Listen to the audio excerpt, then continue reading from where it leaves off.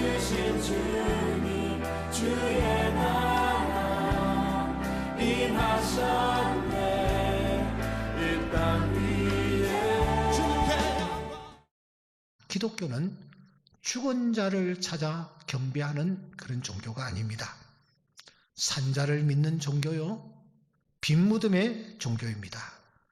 살아 오늘 또 역사하시는 바로 그분을 경배하는 종교인 줄 믿습니다. 특별히 한국의 이 기독교는 주님의 부활에 보다 큰 의미를 부여하지 않을 수가 없습니다.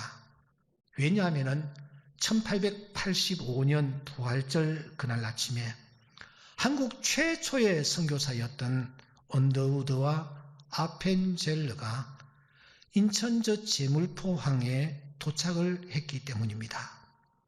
그들은 부활절 아침 닷을 제물포항에 내리고 땅에 입을 맞추면서 이렇게 기도를 했습니다. 주님, 우리는 영광스러운 이 부활절 아침에 조선 땅을 밟았습니다. 이제 부활하신 주님께서 이 나라 이 백성들을 얽어매고 있는 굴레를 끊어주시며 사망의 빗장을 산산히 깨트려 주시고 참빛과 자유를 허락하여 주시옵소서. 100년도 훨씬 전에 드린 기도입니다. 이 민족을 놓고 드린 기도입니다. 그런데 여러분, 이 기도가 오늘 우리가 처한 상황을 기가 막히게 그대로 보여주고 있지 않습니까? 오늘 우리가 머물고 있는 이 상황과 기가 막히게 일치하지 않느냐라는 것입니다. 그러므로 오늘 우리도 이 아침 이 기도를 드려야 할 것입니다. 부활하신 주님, 이 나라 이 백성들을 얽어매고 있는 굴레를 끊어주시며 사망의 빗장을 산산히 깨뜨려 주시고 참 빛과 참 자유를 허락하여 주시옵소서. 이런 마음으로 오늘 우리가 부활 주님 앞에 나아가야 될 줄 믿습니다. 1945년 일본 왕이 미 함정 위에서 항복 문서에 조인을 하고 있습니다. 그런데 그것이 어떻게 일본 전체가 항복한 것과 동일한 효력을 발생하고 있습니까? 이유는 간단합니다. 대표자가 조인을 했기 때문입니다. 대표성의 원리입니다.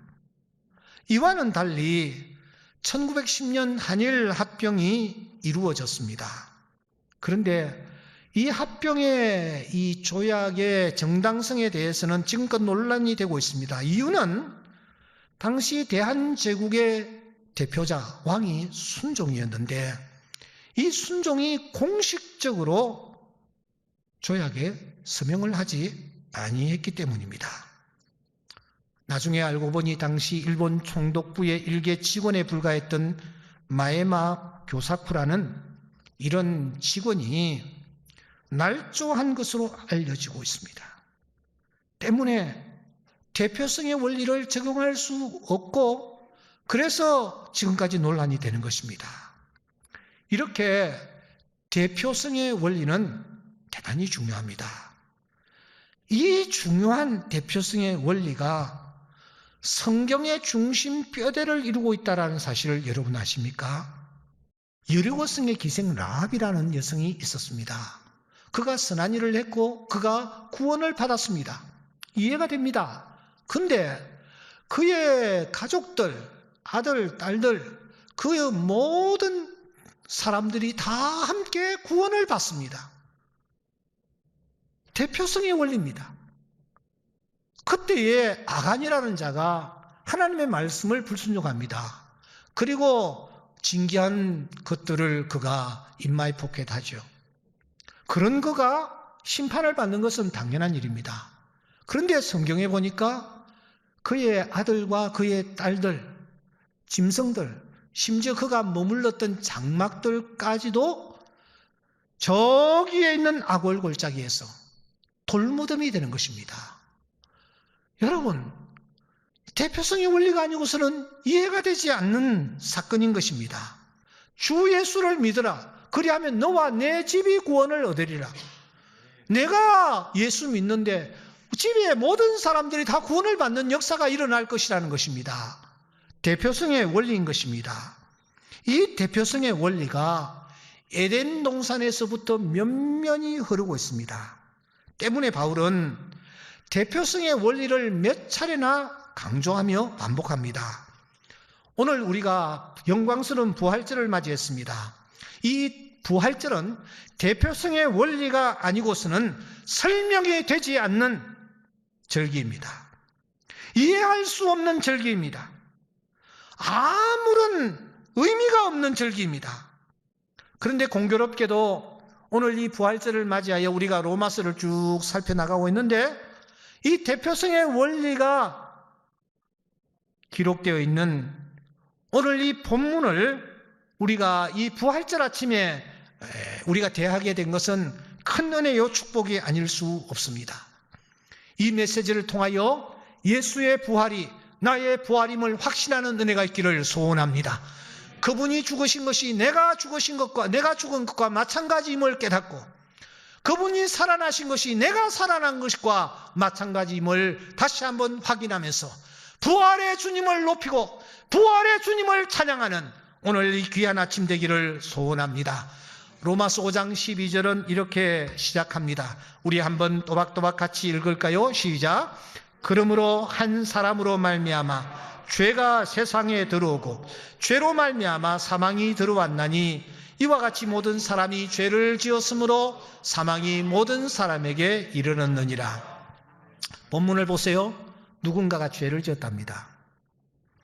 그런데 그 행위는 모든 사람이 죄를 지은 것과 마찬가지랍니다. 그럼 여기에 한 사람은 도대체 누구란 말입니까? 이어지는 14절에서 우리는 그 사람의 실명을 확인할 수가 있습니다. 아담입니다. 그렇습니다. 아담의 범죄였습니다. 그는 인류의 시조였고 그래서 모든 인류를 대표하는 자입니다. 그런 그가 범죄했다라는 것입니다.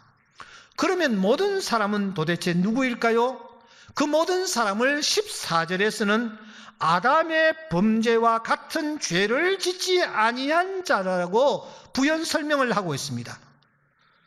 이 아담의 범죄와 같은 죄를 짓지 아니한 이 사람, 이 모든 사람은 도대체 누구일까요?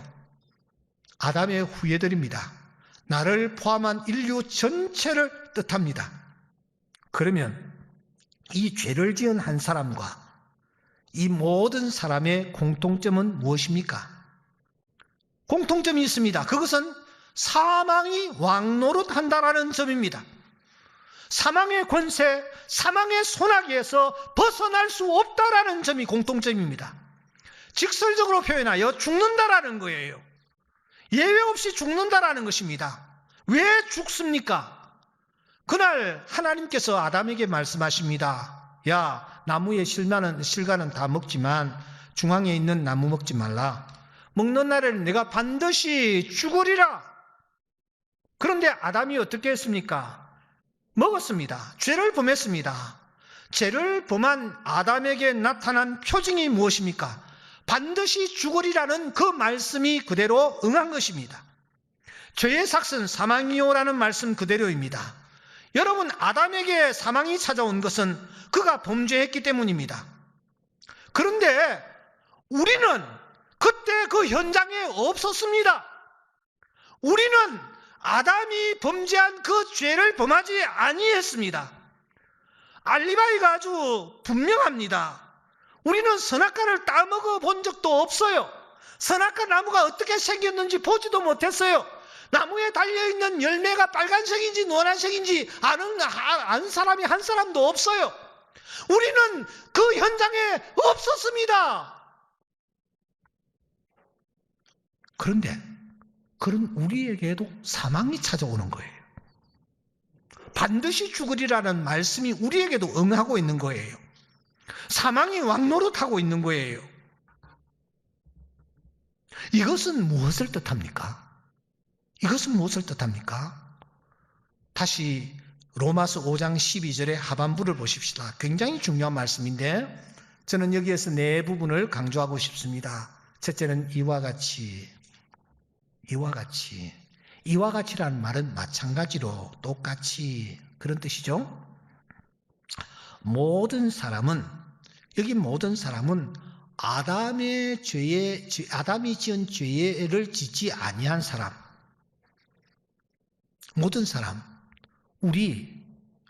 나를 포함합니다. 특히 여러분, 죄라는 단어를 쓰면서 죄들이라고 하지 않고 죄란 단수를 사용하고 있습니다. 한 가지 지었던 죄에 초점을 맞추고 있는 것을 놓치지 마셔야 합니다. 더 중요한 것은 지었으므로 시제가 과거형입니다. 과거에 지었던 어떤 죄에 초점을 맞추고 있습니다. 그렇다면 이 말씀은 도대체 무슨 뜻입니까? 이와 같이, 누구와 같입니까? 아담과 똑같이 그런 뜻입니다. 모든 사람, 아담이 지은 죄와 같은 죄를 짓지 아니했지만 예외 없이 모두가 그런 뜻입니다. 죄라는 단수를 유의하십시오. 한 가지 사건에 지금 초점을 맞추고 있습니다. 과거 시제입니다. 그러니까 여러분 지금 어떤 사건을 염두에 두고 이 말씀이 주어지고 있습니까? 두말할 필요도 없이 저 옛날 에덴 동산의 선악과 사건입니다. 그 사건에 내가 참여했다라는 거예요. 아담이 죄짓던 자리, 그 선악과를 따먹던 그 자리, 불순종했던 그 자리에 내가 있었다라는 뜻입니다. 아담만 선악과를 따먹은 것이 아니라 나도 그 자리에서 선악과를 따먹었다라는 것입니다. 때문에 우리 모두가 죽음을 피할 수 없는 자가 되었다라는 것입니다. 아담은 모든 인류의 대표자로 하나님의 말씀에 불순종하며 죄를 범했는데 우리 모두가 다 공범자로 그 현장에 있었다라는 겁니다. 이것은 사망이 나에게도 왕노릇하는 것이 증명하는 것입니다. 누구나 죽는 것이 증명하는 것입니다. 죽음을 피할 자가 없는 것이 증명하는 것입니다. 바로 대표성의 원리입니다. 사랑하는 여러분, 이제 저는 여러분들에게 질문을 던져야 합니다. 여러분, 내가 태어나기 전에 나는 이미 죄인이었고 죄를 지을 수밖에 없는 존재라는 사실을 인정하십니까? 인정하셔야 합니다. 인정하셔야 답이 나옵니다. 대표성의 원리가 나에게도 적용이 된단 말입니다. 이렇게 인정하는 자에게 또 하나의 대표가 등장을 하고 있습니다. 누구입니까? 5장 15절을 보시면 한 사람, 17절에 보시면 한 분, 18절에 보시면 한 행동, 19절에 보시면 한 사람. 이 한 사람은 아담은 아닙니다. 그러면 여기에 한 사람은 누구입니까? 그렇습니다. 2000년 전 이 땅에 인간의 몸을 입고 이 세상에 오신 나사렛 예수라는 분입니다. 이 한 분이 조금 전에 우리가 나누었던 한 사람 아담과 대칭을 이루면서 전혀 다른 제2의 아담으로 등장하십니다. 첫사람 아담은 범죄했습니다. 불순종했습니다. 정죄를 받았습니다. 그래서 모든 사람에게 사망을 안겨주었습니다. 그런데 둘째 아담 예수, 그분은 순종했습니다. 의를 행하셨습니다. 의롭다고 칭함을 받으셨습니다. 그래서 모든 사람에게 생명 안에서 왕노릇할 수 있는 은혜를 부어주셨습니다. 이 대표성의 원리를 바울은 이렇게 설명합니다.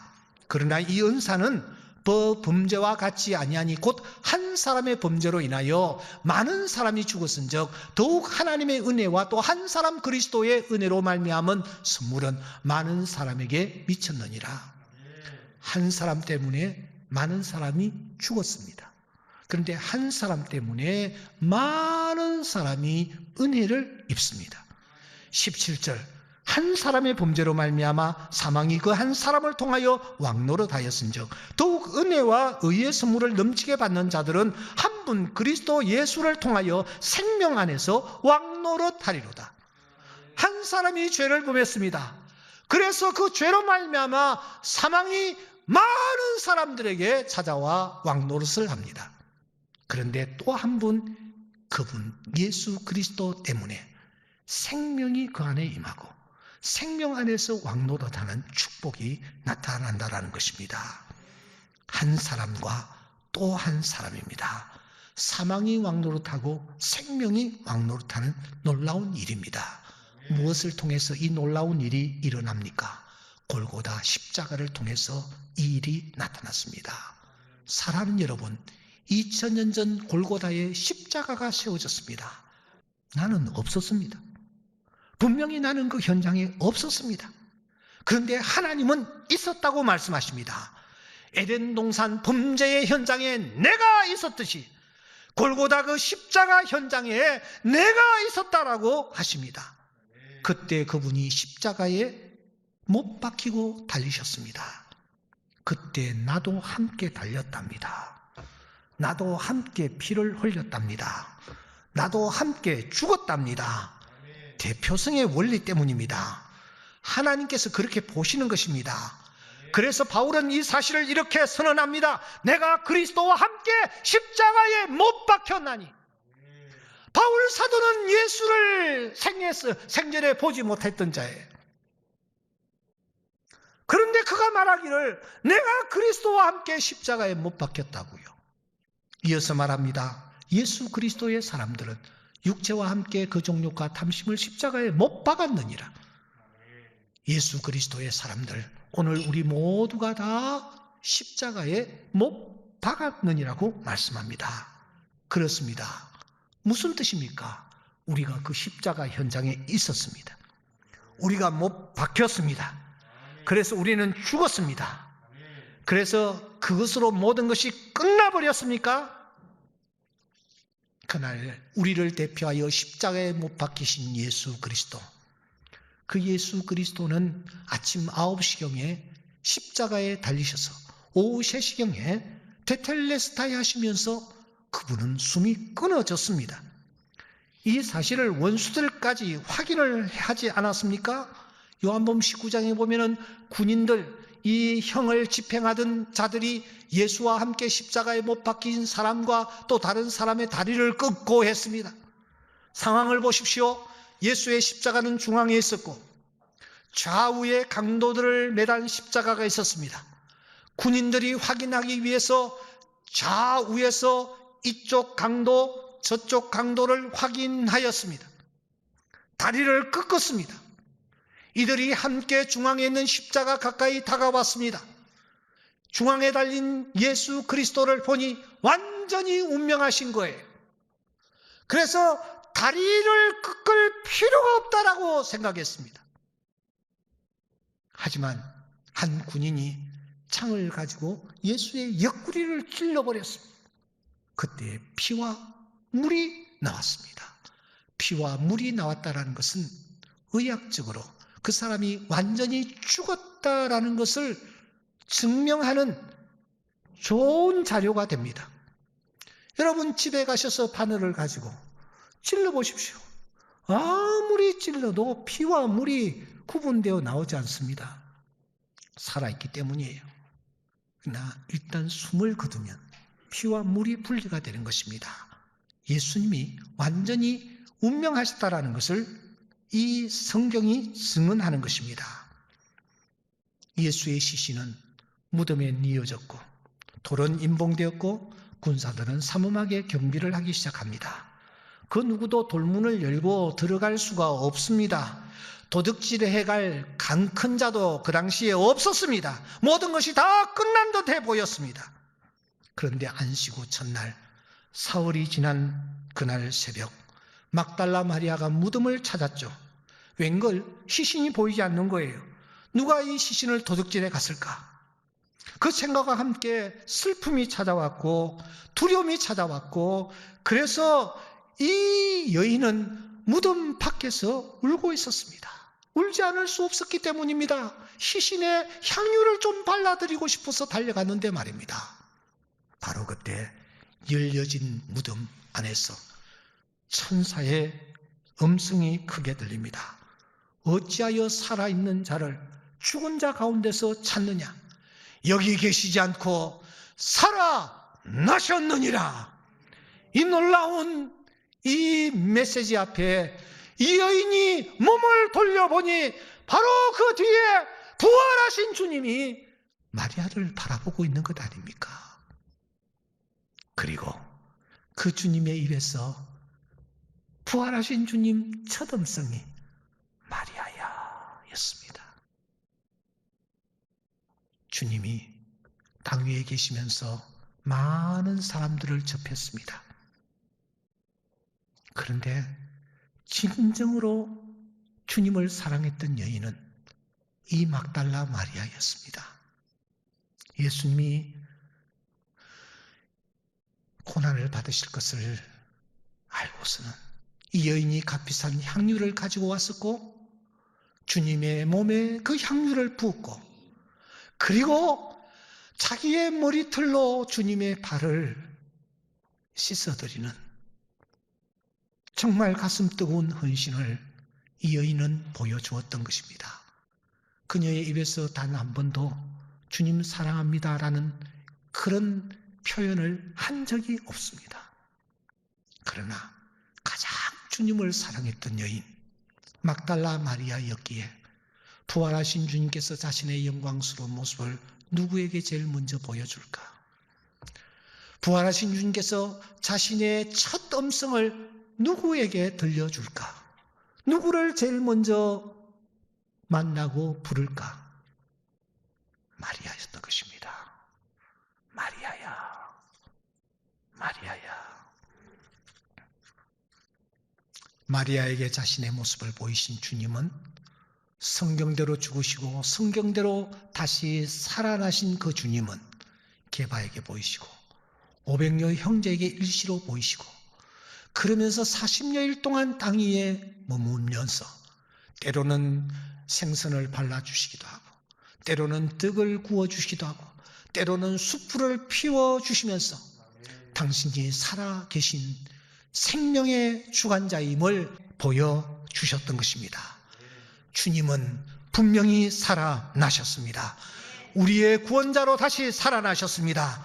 때문에 이 주님의 부활을 놓고 옥스퍼드 대학교의 교수이며 로마사의 저자인 사학자 토마스 아놀드 박사는 이렇게 말합니다.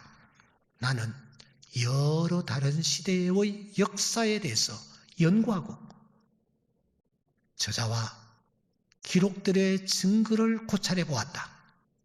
그중 예수께서 죽으셨고 죽은 자 가운데서 다시 살아나신 사건보다 더 완전히 증명될 수 있는 사건이 인류 역사에는 없다는 사실을 확신한다. 사랑하는 여러분, 그 주님께서 오늘 아침 사망의 권세를 깨치시고 부활하셨습니다. 무덤 문을 활짝 여셨습니다. 이 예수의 부활이 오늘 나의 부활이 되는 줄 믿습니다. 왜냐하면 내가 그 옛날 에덴 동산에 있었듯이 내가 골고다에 있었기 때문입니다. 아담의 범죄에 내가 동참했듯이 이제는 십자가의 죽음과 부활에 내가 동참하고 있기 때문입니다. 이 부활의 주님을 우리가 믿음의 눈으로 바라볼 때에 주님께서 사망의 권세를 깨치시고 부활하셨듯이 우리 주의 귀한 자녀들은 우리 삶의 현장에서 부활을 맛보며 부활의 기쁨을 누리는 하나님의 귀한 자녀들 되어질 줄 믿습니다.